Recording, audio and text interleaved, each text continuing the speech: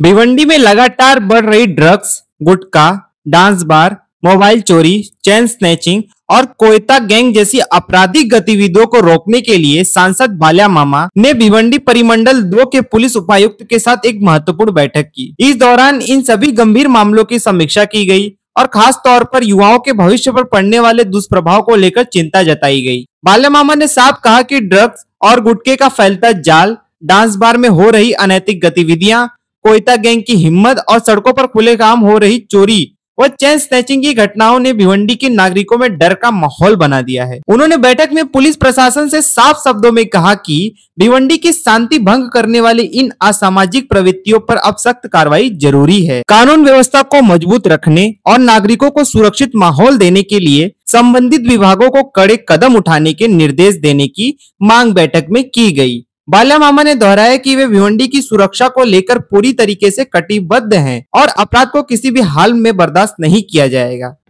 आज भिवंडीतील वाढत्या गुन्हेगारी संदर्भात ड्रग्स असेल, गुटखा असेल, चेन स्नॅचिंग असेल, मोबाईल स्नॅचिंग असेल, अनेक विषय जे काही गुन्हेगारी वाढत आहे या सगळ्या संदर्भात आज सन्माननीय डीसीपी साहेबांची भेट घेतली आणि त्या संदर्भात चर्चा करून लवकरात लवकर म्हणजे कोयता गँग असेल, आणखी अनेक विषय आहेत जे गुन्हेगारी संबंधित आहेत आणि या सगळ्या विषयावर चर्चा झालेली आहे आणि लवकरात लवकर त्यांच्यावर कारवाई देखील करण्याचं ठोस आश्वासन डीसीपी साहेबांनी दिलेलं आहे आणि याच संदर्भात ही चर्चा झाली। आणि दुसरी गोष्ट, याच त्यांच्या विभागात आपण आज पाहिलं असेल की एक रिक्षामध्ये बसलेल्या गृहस्थावर वरून सळी पडली आणि थेट डोक्यात घुसली।